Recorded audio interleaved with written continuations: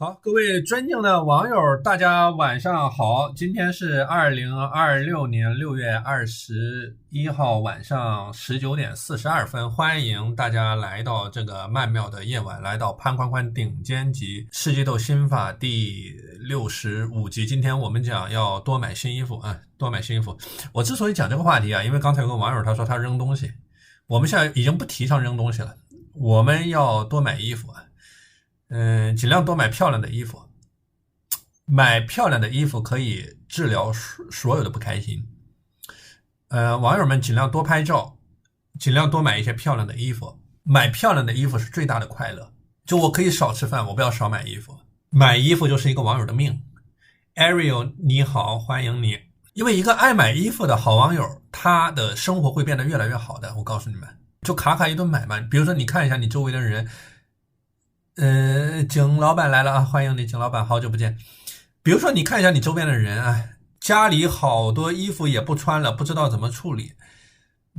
你比如说你看一下，你没有穿衣服是因为审美还没有过关。你比如说你看一下你身边的人，为什么有的人他买那么多的衣服，为什么有的网友说他衣服已经管理不过来了，他衣服不够穿。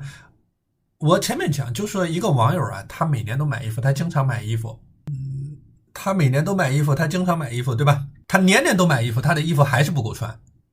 因为这个小乖乖，他一年比一年漂亮，他一年比一年有气质，他一年比一年招人稀罕，就他一年比一年好，所以他要一直买衣服。因为去年的衣服已经配不上今年这个乖乖了，所以这个乖乖，欢迎 Bella Bella Go Go Go 啊！所以这个乖乖要连续不断的买衣服。我告诉你们，最好的状态就是一直买。就是连续不断的买，就是每天都要买，要有365件新衣服，这个才很带劲，对不对？就是越来越带劲。就说手上有钱了，多去买几件漂亮的衣服，哪怕在其他方面压缩一下都没有关系。吃的方面压缩一下，尤其在吃的方面压缩一下，不要吃那么多，对不对？钱花在买衣服上面，钱不要花在吃东西上面。我告诉你，衣服，谢谢低手谢谢柴油，钱不要花在吃东西上面。钱花在中华子弟来了，你好，中华子弟。钱不要花在吃东西上面，钱花在买衣服上面。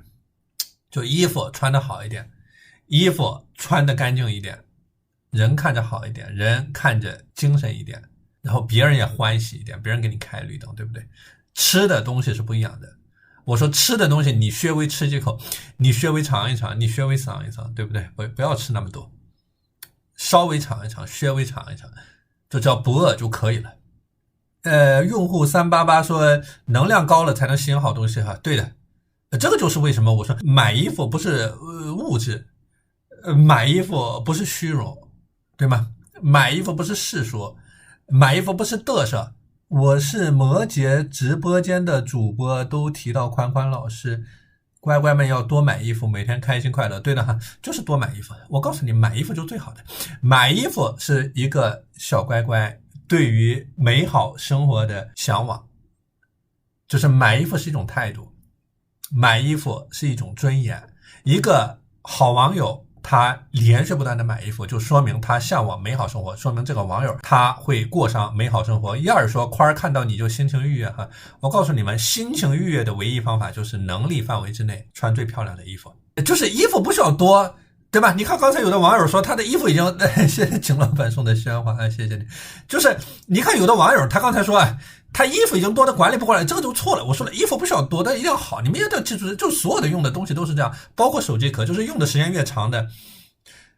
星星好房日记说，我也超级喜欢买衣服，给自己打扮很开心，很喜欢一切美好的事情。对哈，这个就是我们今天主题，我们就今天就讲这个东西。我们今天就讲买衣服，就是衣服不需要多，但是一定要好。我说了，面料要好，不要一件又一件叮叮当当左3个右4个的，对不对？一定要质感要好。面料特别好，而且漂亮的衣服一定走在美貌前面。各位网友们一定要记下来我这句话。唐吉尔说，对，老师说的对，小乖乖要漂亮肯定是要买。我说漂亮的衣服它绝对是走在美貌前面的。我们这个话题要讲100年，这个太好了，这个话题，这个是我这辈子讲过最好的话题，买衣服，对不对？一个小乖乖，如果宽仔是苏南人们，我是重庆人，时光里你好，欢迎你，时光里，对不对？亲爱的网友们，所以漂亮的衣服绝对是走在美貌前面的。一个乖乖他特别会穿，他能力是特别强的，千万不要认为一个乖乖会穿他是一件简单的。我告诉你，这个最难的。这个是世界上最大的智慧。变好看真的是会上瘾的，亲爱的朋友们，变好看真的是会上瘾的，就是要把变好看、买漂亮的衣服变成我的生活习惯，就这样的。就你们记住，变好看是有杠杆的，变好看有一个很大的杠杆。漂亮衣服是品牌还是一定是好的品牌，哪怕打折的时候去买大牌。P 酱妈妈说太对了哈，就是这样，就变好看是会上瘾的，变好看它是一个杠杆，我说它是一个很大的杠杆。珊瑚说边买边扔，这个思路也对的哈，你也不一定要扔，你可以捐了，对不对？你也可以卖了，可以卖的，对吗？来，视频号的网友看一下七白饮啊，上次我喝了一次。鱼哥儿来了啊，欢迎鱼哥儿。喝的啥？喝的1号链接巴西莓粉，对不对？所以变好看是会上瘾的，各位亲爱的网友们，就是把变好看变成我的生活习惯，一个很大的杠杆，它撬动的是我整个人的秩序。比如说一个网友他不胖，那么就说不胖，对不对？首先不胖，你瘦下来其实穿什么衣服都好看。比如说一个网友不胖，那么他穿衣服就好看，这个是一定的。他一旦尝到甜头，这个网友就会上瘾。就我说的，你变漂亮的想法是不是足够的强烈？ Zara 怎么样？我自己就买，我自己有一件 Zara 的，还是我在温哥华买的，温哥华的 Metro Town 有一件 Zara 的黑色的那种外套，穿着特别好看，对吧？所以变好看是会上瘾的，就穿衣服好看，一旦尝到甜头，我变漂亮的。谢谢 PZ 送的 Thug Life， 谢谢 PZ 送的 Thug Life 乘以3。谢谢 P Thug Life 送的 Thug Life。 比如说一个网友啊，他尝到这里面的甜头，就这个事情会上瘾的，我告诉你们。元旦是个小吃货说瘦下来白 T 加牛仔裤都好看，对的，就是我变好看的念头足够强烈。我告诉你这个事情就不辛苦，为什么好多网友他想瘦下来就觉得很辛苦，对不对？他就是变好看的念头不够强烈，就是我变好看的念头足够强烈，这个事情对我来说不辛苦。我反而乐在其中，我反而享受这件事情，对不对？我看我自己越来越漂亮啊，我不知道，但是我穿什么都有气质。所以为什么买衣服，亲爱的朋友们，买衣服是一个人新的自我形象全部更新一遍，重启线。我告诉你，这辈子只要能给到我情绪价值的，这个就好事情。有的人觉得，比如说刚才那2个网友说的，衣服管理不过来了，衣服扔不过来了，珊瑚同志说的，对不对？我告诉你，好事情。你看有的网友他说家里面的衣服多得不得了，我怎么还要买衣服？我告诉你，好事情，真的是好事情。尊敬的珊瑚同志，还有小红书的这个同志，对不对？因为人类就是这样的，就是你买漂亮的衣服是提升审美最快的方式，就是说你要建立美商，对不对？你要迅速建立美商，你就买衣服，然后在买的过程当中去建立你的风格，就你的风格建立起来。我讲的戳雪球理论就是说你的风格建立起来，你变美的速度就来得特快。人就这样的，亲爱的朋友们，人就这样的，太正常了。人就是需要大量的新衣服，你记住我今天这句话，人就需要美好的。夏洛特说买了一身 polo 衫和短裙开心，对哈，就是要这样，就是要对美好的事物有追求。各位亲爱的网友，我们是一个正能量的直播间，我们要对美好的事情有追求，我们不要说丧气话，对不对？不要垂头丧气的，对不对？也不要说乱花钱啊，不要说乱买衣服，没有这种概念。中华子弟说喜欢穿西装，感觉人很精气神，对的哈，中华子弟。比如说你看那些球星，他穿西装就很好看，因为他身材好，你知道吗？所以你看你穿中华子弟，你穿西装好看，他又倒逼你把你的体态和容貌给管理起来，对不对？他激发你的，我说了，漂亮的衣服是激发你的，亲爱的朋友们。绿意盎然说宽宽和父母吵架了，搬出去和男朋友住，这样冲动好吗？这样冲动不好。你觉得跟你父母过不来，你可以自己住。你看 Josephine 他说的跟我说的是一样的，他说不如自己住，对哈，我觉得你不如自己住。凯琳说有没有必要在平台上发自己好的作品给前任看？一定要发哈，一定要发。你可以找另外一个人转发给他，就是你自己觉得不好意思直接发给他，你一定要找周围，你发给我嘛，对不对？我转发给你前任，你看好不好？这个凯琳，所以要坚持打扮自己，满满的幸福感，亲爱的朋友们，幸福感拉满，就是满满登登的，穿新衣服就是满满登登的，人要有这种满满登登的感觉。就这个四季豆啊，它有很好的衣品，然后穿的衣服很精致。如果一个四季豆穿的衣服很精致，就他有很好的衣品，但他穿不出来，那只能说明一个问题，只能说明他现在的生存环境和他的衣服是不匹配的。网友们一定要记住这一点。欢迎魏啊，魏是老网友了。好，要下单巴西美粉的下单啊，我要介绍下一个产品了。好，这边的网友可以看一下小风扇啊，有1到199档，还是可以折叠的。还这里冰敷，对吧？然后平时叫什么洗完澡啊，可以把这个冰敷的功能打开，对吗？冰敷风扇啊，降温的。夏天热了，好吧。是扬起微笑呀说，然后加上每天化妆。我告诉你，买漂亮的衣服，它是把你的状态给激发出来的。为什么有的网友，觉得状态不好，就是漂亮的衣服买少了。你漂亮的衣服，它全方位的激发你。比如说你的妆造，它会把你的妆造给激发起来。比如说你的体态，刚才中华子弟讲了，对不对？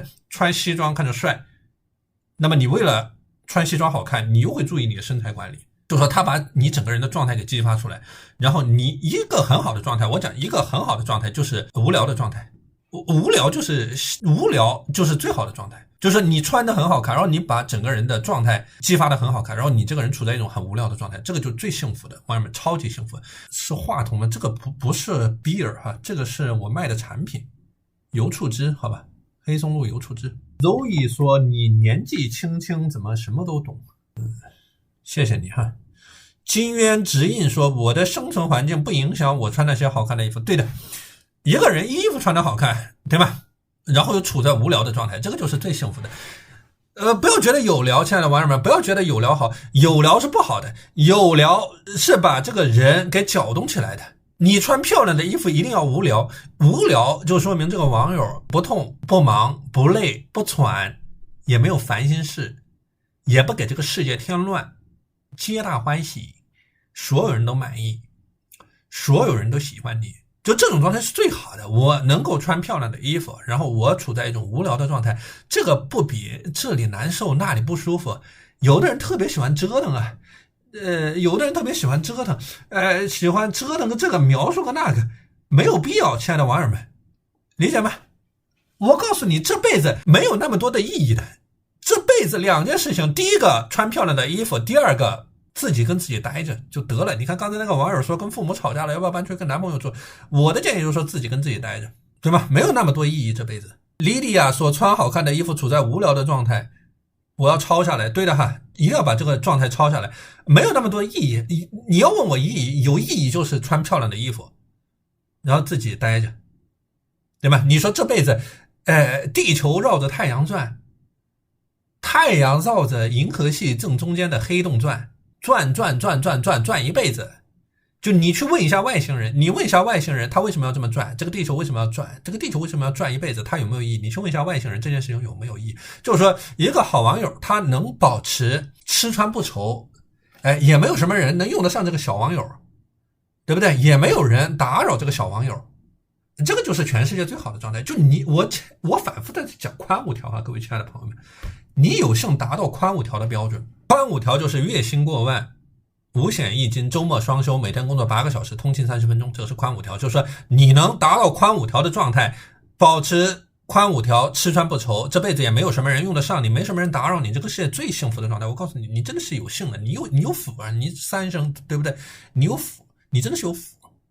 你理解不理解？你就是有福，你是一个有福的人，你是一个有福的好网友，来到宽宽直播间都是有福的网友，对不对？一个有福的网友，他就去享受这个世界，他穿漂亮的衣服，他享受这个世界，对不对？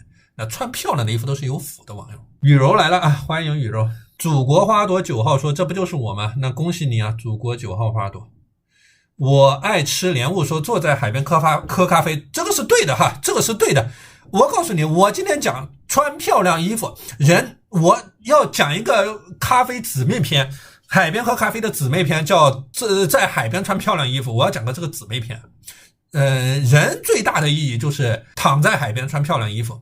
网友们能理解这种状态吗？躺在海边穿漂亮衣服，就说你也不用赶时间。Mountain Min 说，多漂亮的衣服，坐在海边喝咖啡和自己带着，对哈，这个就是最好的状态。网友们都应该竭尽全力的追求这种状态。我认为这种状态就是说你不用赶时间，你也不用应付任何人，你也不用强撑什么情绪，你有大把的时间，你躺在海边，你穿漂亮的衣服躺在海边喝咖啡，你也可以去伺候花花草草，你也可以穿漂亮的衣服躺在海边喝咖啡，在夏天，就是一个人能达到的最好状态，这辈子最幸福的状态。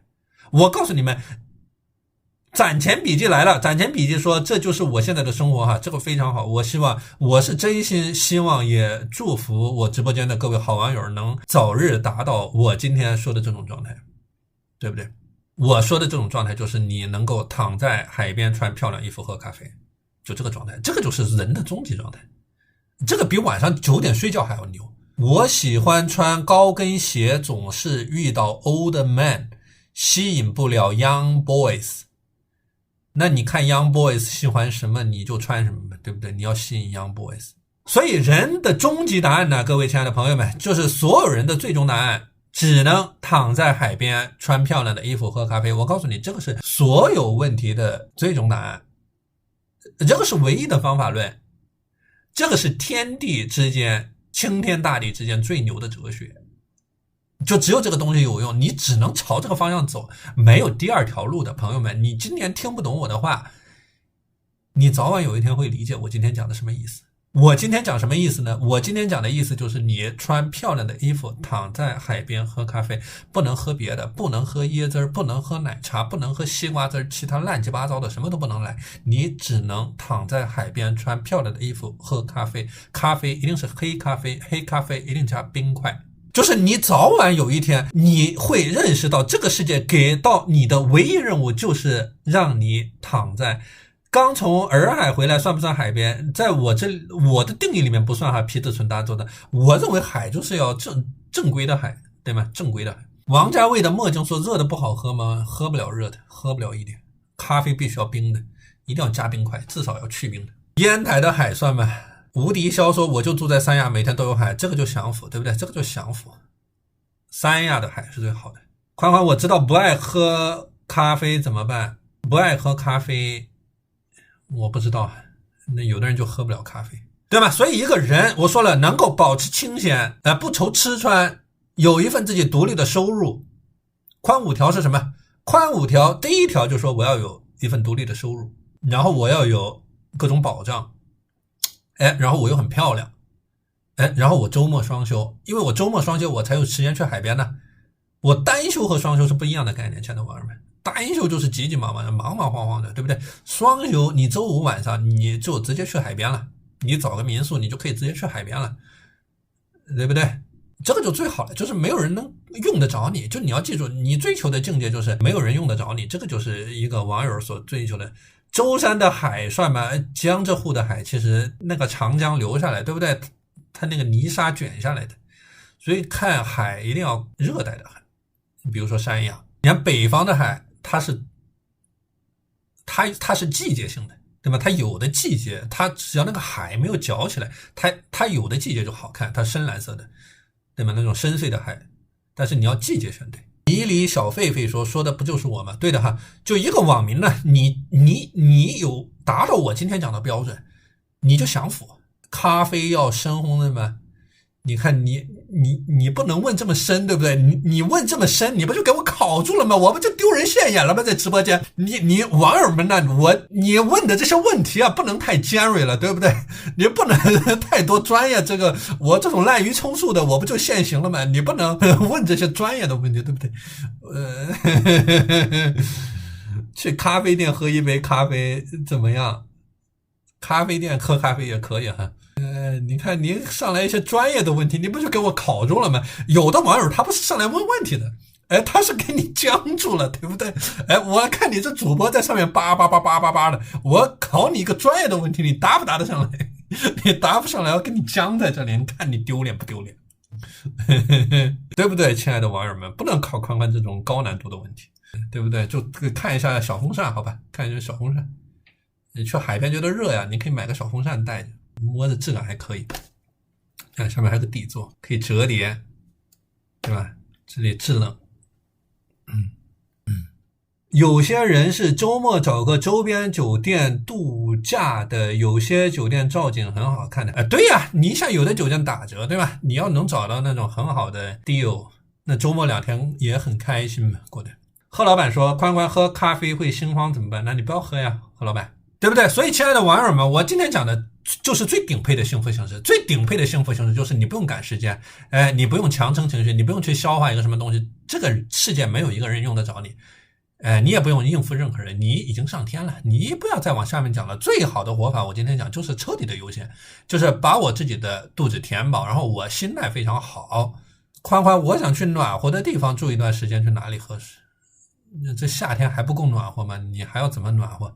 所以一个光滑的四季豆就说，我开心最重要的，我活在当下是最重要的，然后所有人都可以从我生活里面走出去。我的真实想法就是我给我自己负责，我说的就是我自己，我为我自己的心情负责，我的心情最重要的，我的心态之万了，我心态好，对不对？我洗好澡，夏天的时候我洗好澡，为什么独处那么重要？独处，刚才那个网友说跟父母吵架，是不是搬去跟男朋友住？我建议你跟自己住，你跟自己住是最爽的。刚才那个网友你还在不在？我说了，你自己住，你洗个澡，然后你洗完澡，你家里面只有你一个人，你空调点20度，对不对？你在海边，你空调点22度，你该喝奶茶，你还得喝奶茶。这个网友。然后你有一个自己的工作，你哪怕跟你父母吵架了没有关系啊，距离保持美嘛，对不对？你保持距离嘛，那就可以啊，就最大公约数嘛，你搬出去住也很好啊，你已经长大了嘛，毕竟。雨柔说宽宽的英语是比英语老师好些，因为宽宽，这个是2个方面，对吧？英语老师他教的英语，我这个是吵架的英语。少执着没意义说宽宽男朋友说和我走在一起丢人，觉得我胖，那你做2件事嘛，你先瘦下来，对不对？你把形象工程搞得非常好，然后你把你男朋友再甩了，那就会给他造成巨大的心理阴霾。所以我想讲什么呢？而且是那种瞬间锻炼，就是你最好看的时候，然后跟他关系最好的时候，然后你锻炼，那么他一辈子都会有阴霾。天使爱美丽说哈哈，对不对？所以幸福的顶级秘诀就是装聋作哑，亲爱的网友们，你看她男朋友嫌她胖觉得丢人，对不对？你就装聋作哑，你装聋作哑，然后你瘦下来，这个叫绝地反击，然后达到我今天说的穿漂亮衣服躺在海边喝咖啡，就你把他甩了，你可以穿漂亮衣服躺在海边喝咖啡，这个就超一流的生活。我告诉你，越无聊越幸福，人就是这样的，就是一天吃8顿，吃饱了就睡，也没有什么事情发生，是最好的状态，尽量躺在海边喝咖啡，这个真知灼见，这个是全世界给你的唯一任务。就一个好网友，他一天完不成这个任务。宽宽不是说要多笑笑吗？你笑起来很好看。好，我跟大家表演一个笑，3、2、1。所以这个世界给你的唯一任务就是让你穿漂亮的衣服，躺在海边喝咖啡。一个网友他一天完不成这个任务，他一天痛苦；一辈子完不成这个任务，他就会一直痛苦。就是一直委屈、愤怒、痛苦、惊恐、不甘、懊恼、悔恨，直到亲爱的网友，直到亲爱的你这个臭宝，穿漂亮的裙子躺在海边喝咖啡。我告诉你，我潘宽宽这辈子的目标是活到130岁，我满打满算我只剩110年了，各位网友们，我只剩110年了。你早晚会理解我今天讲的。我今天讲的天老爷给你的唯一任务就是让你穿漂亮的裙子躺在海边喝咖啡，你理解不理解？就你早一天完成这个任务，你就早一天幸福；你早1年完成这个任务，你早1年幸福。就这个任务一天完不成，一个人他就会不甘、纠结、委屈、惊恐、愤怒、慌张，直到亲爱的你这个臭宝能彻底穿漂亮的裙子躺在海边喝咖啡。Crystal 说的真好，谢谢你。公主说小我15岁，已婚男追我已婚女。猫猫说亲爱的小和尚今晚又开始念经了哈。我们这个不是念经哈，我们这个是大智慧。所以我今天讲的就最大的智慧，最大的智慧就是你穿漂亮的衣服躺在海边喝咖啡，然后不要有任何消息，对不对？不要有任何人来找你，避免任何人找到你，就是随便你怎么搞，你就是不要让任何人来找到你，就是这样的。这个才是好日子，就是没有人来找你的日子，这个好日子，这个极好，这个是一辈子最好的日子。一个真正光滑的翻滚的钢筋混凝土四季豆啊，他睡醒觉，他打开手机，里面是没有任何消息的，里面有消息都不叫好消息，没有消息就最大的好消息，没有消息是最大的好日子，永远记住这一点。我说了，我看到我手机里面这消息，我都产生应激反应的。我这一辈子最真实的想法就是，我身边的一切人，所有事全部都不要来烦我，全部都不要来打扰我，就让我这一辈子永永远远这么无聊的去无聊一辈子。无聊就是最好的状态，有聊一定没有好事情，你要记住这一点。只有无聊才是好事情，只有无聊才是幸福，有聊一定不是好事情，因为有聊会把这个人给搅动起来。一个人一旦被搅动起来，就不会有一件好事情发生。只有无聊才能说明你这个好网友，哎，你不痛不忙不累。知足常乐说爱听框框唠嗑哈，谢谢你知足常乐。我说只有无聊才能证明你这个好网友，你不忙不累不痛不喘，哎，没有烦心事，也不给自己添乱，你也不给这个世界添乱，你看这个不是很好吗？皆大欢喜嘛，所有人都满意，所有人都喜欢你，所有人都爱护你，所有人都尊敬你，所有人都宠着你，所有人都顺着你。我告诉你，你就是最好的状态。你这个人看上去很闲，对不对？你看上去很放松，最佳状态。猫晒太阳，狗趴地，鱼儿停在涟漪里。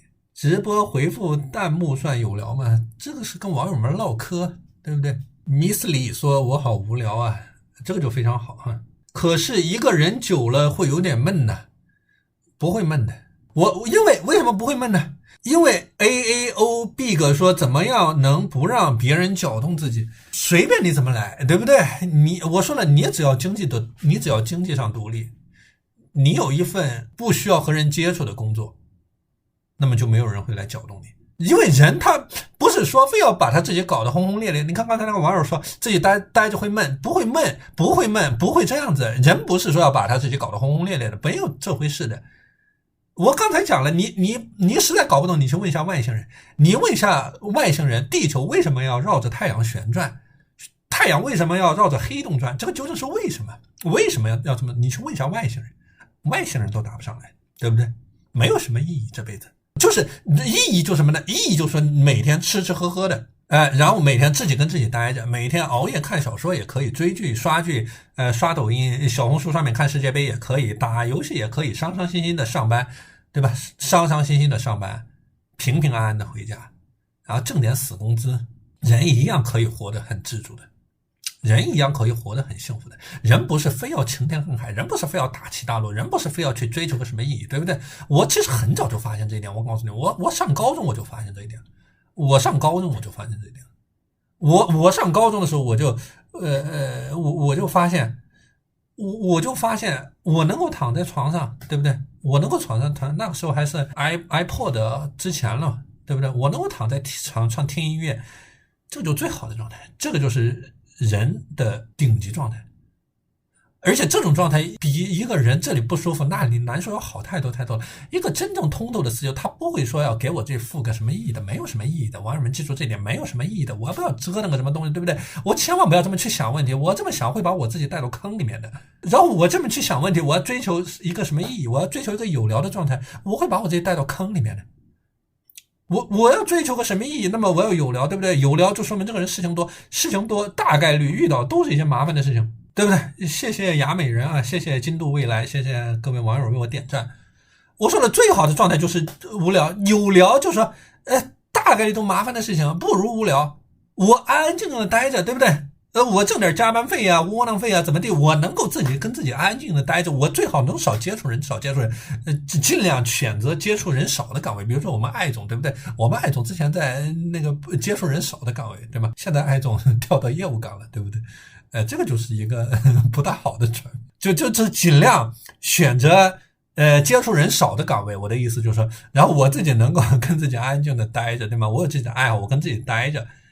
我不要去添乱，我不要给这个世界添乱，对不对？这个很好。我保持这吃穿不愁的，不要一天这样那的，每天这么多想法，不要折腾，亲爱的网友们，不要折腾，不要给自己添麻烦，每天那么多想法，每一个想法都是一场灾难。采花蜜的小蜜蜂说，真的是少接触人，尤其是在工作里面，我建议你尽量跟接触人少的岗位朝这个方向走，当然最好是自由职业了。对不对？如果让我选我宁愿选接触人少的，我宁愿选接触人少的，你知道吗？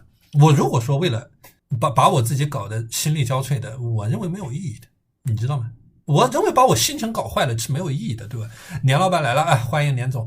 我认为，如果我为了什么，对吧？一些机会怎么地，我把我的心情搞坏了，我认为是没有意义的。我的心情太宝贵了，我不想给我自己搞得千疮百孔的。我以前上班就是这样，你知道吗？这噩梦啊，这是噩梦啊！对于我来讲，我第二份工作，对不对？所以日子就是一天一天磨过去的。日子就是一天一天磨过去的，亲爱的网友们，对吧？也不要觉得我有没有价值，有没有价值，要折腾个什么价值，本来没有价值，我宁愿选择无聊。无聊说明我不用赶时间，你要记住这一点。无聊说明我不用赶时间，无聊说明我不用应付任何人，无聊说明我不用强撑任何情绪，无聊说明我有大把的时间我去伺候我的花花草草，我去躺在海边穿漂亮的裙子喝咖啡，我越无聊我就越幸福，我一天能造8顿，我吃饱了我就睡。这个就是一个好网友这辈子能达到的最佳状态，理解不理解？所以这个就是我今天讲到的，没有一个人来接近你是为了让你幸福的，没有一个人，无论你工作也好，谈恋爱也好，谈业务也好，相亲也好，全部都是这样的。好，网友们要下单小风扇的可以看一下，我要换下一个产品介绍了，柔菲斯传明酸美白精华，好吧？那不去跳舞吗？跳舞跟接触人有什么关系呢？跳舞你自己跳。啊，我终于搞懂了，我要学的那个舞叫什么舞？亲爱的网友们，我要学的舞应该叫霹雳舞。就是我说我看那个老美朝着一边这么摇脖子那个舞，我看那个舞好像挺好看的，我想去学那个舞。所以跳舞是最好的，亲爱的网友们。我从小我只做过第8套广播体操。哎呀，咱小时候啊没这些条件，知不知道？哎，咱现在老来俏了，对不对？哎，开始跳舞要学起来了，各方面，对吧？但是不要让什么来接触你，就是你跳舞就行，你跳舞，对不对？你不要说很多的话，你闭麦，哎，你就是跳舞，你记住我今天讲的这一点，没有一个人来接近你，他是为了让你幸福的，所有的人来接近你，他是为了让他自己幸福的，所有的人全部都是泥菩萨过河。为什么无聊？人来到你身边，他不是说摸着石头，他是来摸着你过河的。这个是为什么人来到你身边。这个就是为什么我今天讲的，千万不要相信什么先上车再买票，对不对？没有这种概念，不要相信什么先上车再买票，没有一个人来接近他是为了他的，就为了他的目的，这个人会来。一个真正顶级的大师，他是接受我今天讲的这些事实。我为什么说任何人选择来到他身边，离开他身边，任何关系的接近都是为了薅羊毛，可以这么说，对吗？所以一个真正顶级的世界斗大师，他是坦然接受我今天讲的这件事情，坦然接受任何一段关系的开始和结束。就说人的关系开始结束，来到我身边出现离开，我不是要疯狂的解释、挽留、证明、描述、沟通，我一个字都不要说呀。我就是闭麦，我就是跳舞，根本不要多问，我最多对还留在我身边的人说一声谢谢，说一声谢谢。你要知道这个人来到我身边，他不是一件好事情，不是说人越多越好，没有这回事，对吧？来到我身边接近我，无非都是摸着石头过河。但是你这么看待问题就是无论这个人，对不对？为什么我今天讲无聊，对吧？无论这个人出于什么样的目的，无论这个人喜欢我讨厌我，我不要害怕，我不害怕，不是我喊口号讲鸡汤说片汤话，我不害怕，是我确认了我的价值。网友们一定要记住这一点，我的价值不是谁选择我，谁来到我身边我有价值，恰恰相反，我的价值是不需要任何人陪准的。网友们一定要彻底理解这一点，不是说谁来到我身边离开了我的价值被他卷走了，被他拐走了，对吧？这个人他来到我身边，他才会把我的价值拐走，他离开了我的价值永远都在。我讲的人是不会完蛋的，亲爱的网友们。先指美甲说被观测会导致坍缩对的，这个是一个物理学的基本事实。所以我的价值是来自于我的存在的，就我存在这个世界，对不对？我就有价值，我存在这个世界，存在即合理，这个是一件好事情。亲爱的朋友们，一个是我能享受整个过程，第二个我能够在我的人生里面去持续的做选择，因为只是一个人而已，对不对？今天这个人会来，我告诉你，睁眼看世界吧，各位亲爱的网友们，你就是发一张你好，然后配一个自拍，你看一下在有多少人来加你。于个儿说：“亲爱的宽宽，你好，于个儿。宽宽说了，每天发27张照片，你记错了，我说75张照片每天。你不要说发75张照片了，你发一张照片。”文案写2个字你好，你看会有多少人来加你。我讲的这个东西就是真知灼见，人就是比裤衩再多，所以既然有那么多人，千万不要相信什么先上车再买票，没有这回事，都要先买票，对不对？买了票你才能上车。你不买票不能上车，一天吃10顿说你好，对不对？就拍一张自拍，你发个你好，你看一下有多少人来加你。金度未来说照片，谢谢 Lucy 送的咖啡啊。天使爱美丽说少了，对不对？所以我告诉你，任何一个人来接近你，他是为了他的目的，永远把我这句话记下来。任何人来到你身边的时候，脑袋里面第一个想到我今天讲的这条心法。任何人来接近你，比如说这个人他来爱你，对不对？他来爱你，他是来满足他自己的。比如说这个人后续的目标发生了变化，那么这个人也会同步产生转变。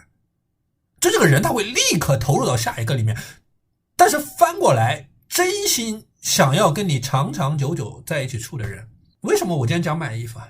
买衣服是一个很好的筛选，就是他能把这种给筛选出来。筛选什么样的人？筛选真心想和你长长久久相处的人，他是反而会小心翼翼的守护这个边界，因为他足够看重这个东西，他就不会跟你乱来。他会知道一段健康的关系必须要有一个健康的边界。我讲的2句话是非常好的，君子论迹不论心，君子之交淡如水，君子之交淡如水，君子论迹不论心。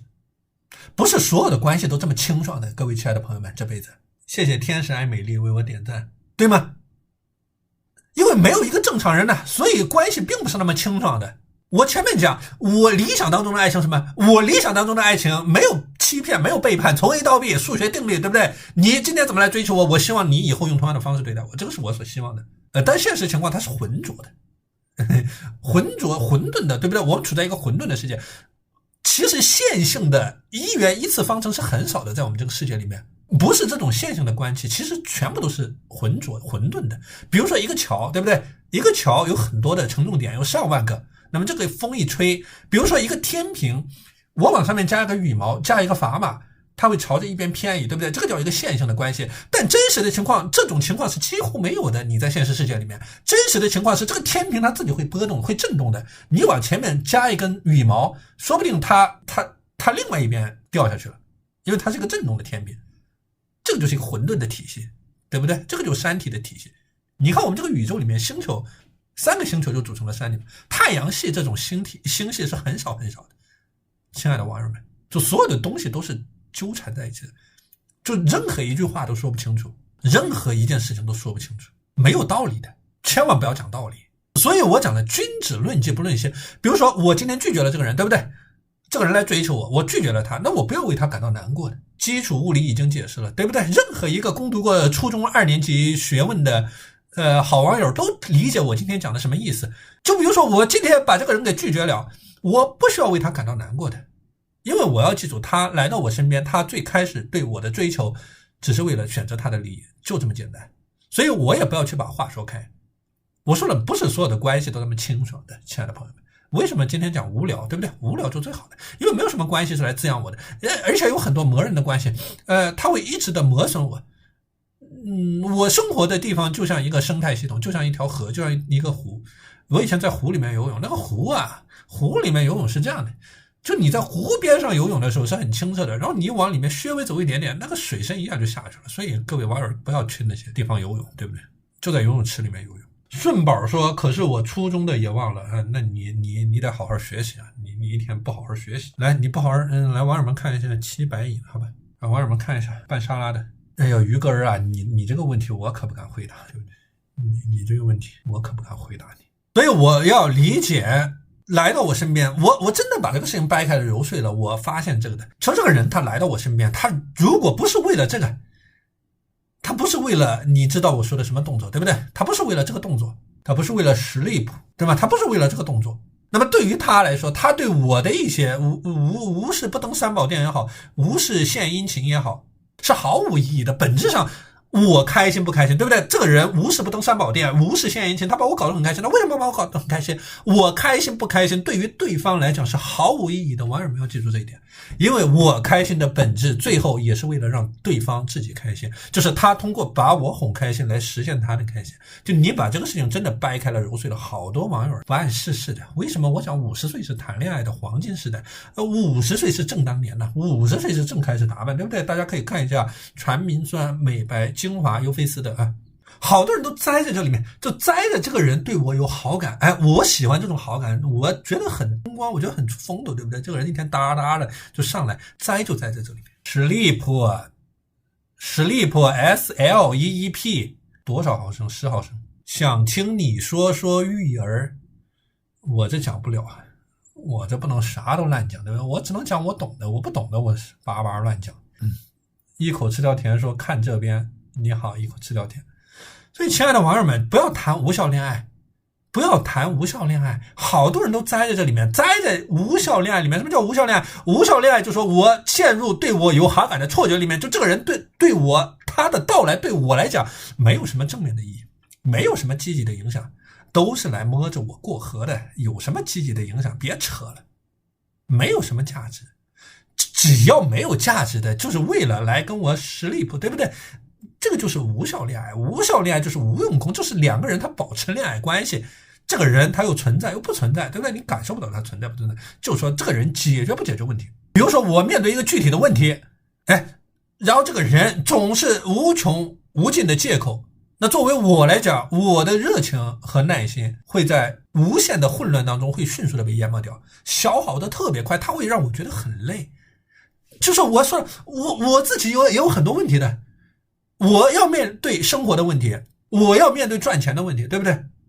我还得想方设法达到宽5条，我得面对吃饭的问题，面条子的问题，韭菜馅饺子的问题，我生活里面已经挺烦的了，也挺累的，说句实话，对吧？然后这个人的加入，其实大概率上很少真正能给我解决什么问题呢？真的现实情况，我接触了这么多的案例，对吗？但大概率是他其实很难给我解决到什么问题，大概率说他会给我带来更多的问题，就是本来没有什么问题的，比如说很多时候他会把我的心情给破坏掉，这就是一个问题，这是一个非常大的问题，实际上，而且是很小的点，就是很不起眼的点，比如说把家里面搞得很脏乱，对不对？